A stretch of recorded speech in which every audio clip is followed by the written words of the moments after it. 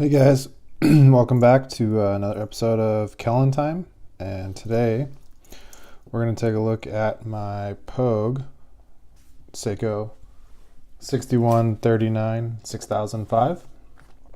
It's a watch I've had for a little bit. It's something that when I first got into watches and kind of buying and selling and trading, I started with some low-end Seikos, and essentially by kind of buying and selling and fixing up and cleaning up and stuff, I was able to work my way up and had a UFO that I flipped, and then eventually they all led to this, which I feel like for me is kind of one of my favorite Seikos that you can get. You guys probably all know about the Pogues, but a lot of people call anything in this case, the 6139 case, a Pogue, which technically, if you kind of go based on what Spencer Klein says, which is based on what William Pogue actually wore into space, he wore a 6139 6005, which is this. It's something that the way you can tell is a couple things. It's got the resist, water 70 meter resist. It's got the SUA 17 jewel above the sub-register there at 6 o'clock, and then Seiko automatic. So all of those, and then being a 6139 6005, make it a Pogue. Now obviously they make this watch that says waterproof, water resist like this, and then no text at 9 o'clock, and then they make it in a blue dial, and then they make it with all three combinations, and then they also make it in a silver dial, which is also super rare, hard to find. But what a cool watch, right? I mean, it's so unique. Like, whoever would have thought mixing a yellow dial with a Pepsi tachometer was going to be good looking. But, well, there it is. A couple cool things about the Pogue. This one in general has, man, it's really having a hard time focusing. This one's all original dial, hands, loom, original bracelet, which doesn't look like it is, but the original bracelet is a rolled edge there, and this is original to the watch, which is kind of hard to find.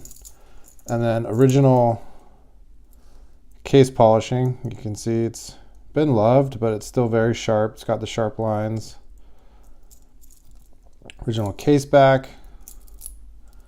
And then you can see there,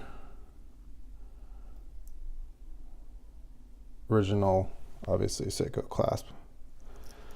You know, these bracelets, these H-links tapered, they're very comfortable. I love it. People complain because they can be a little jingly, but I don't know. I've always kind of enjoyed that part about vintage Seikos, vintage watches in general. You can see that the chapter ring is a bit faded, and that happens. That's just plastic. So over time, exposure to sun and other elements, that chapter ring is going to fade. You can see if I can focus on that. That's the actual watch that Pogue had that sold in auction back in like 2008, I think. And then this is my watch. You can see his has the same text on the dial, resist, 70 meter, 17 jewel SUA automatic. Well loved, really, really well loved. This one's well loved, but not quite as well. I mean, he wore his for 30 years straight, apparently. This one has been worn, and I wear it, you know, a couple times a month. You can see I also have the Uncle Seiko H-Link, which I usually wear it on. It's a really nice H-Link that you can tell does a pretty good job mimicking the stock bracelet that Seiko did. The nice thing about the Uncle Seiko bracelet is it's has removable links where the original Seiko bracelet is folded. So sizing this to me is a little bit easier. And then lastly, the huge benefit is you get these solid end link. If you want to run solid end links, you can, or you can still run hollow end links because he gives you both options. So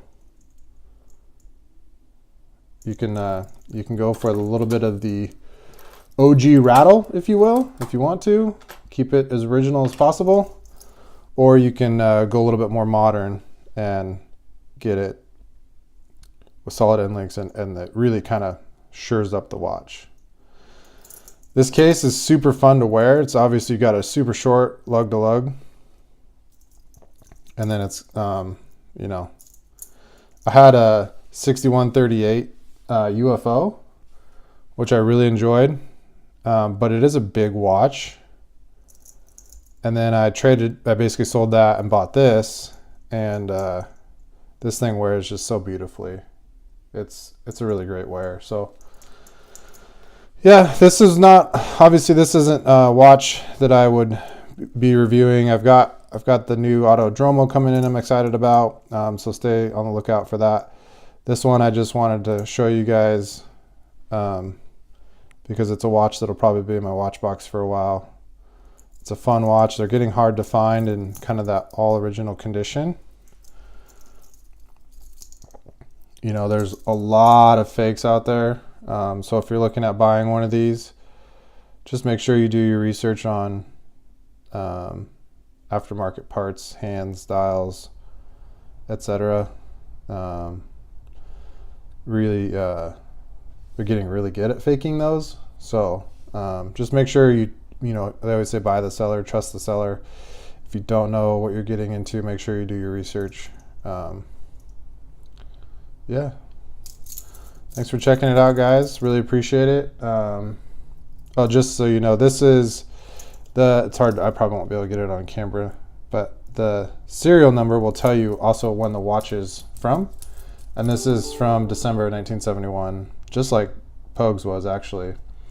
This watch was never serviced. It was recently serviced in 2017 because it was running pretty slow. So, and at the time, there was no servicing marks on the case back, so hard to tell if it was serviced. It wasn't noted, but it was running like it had never been serviced.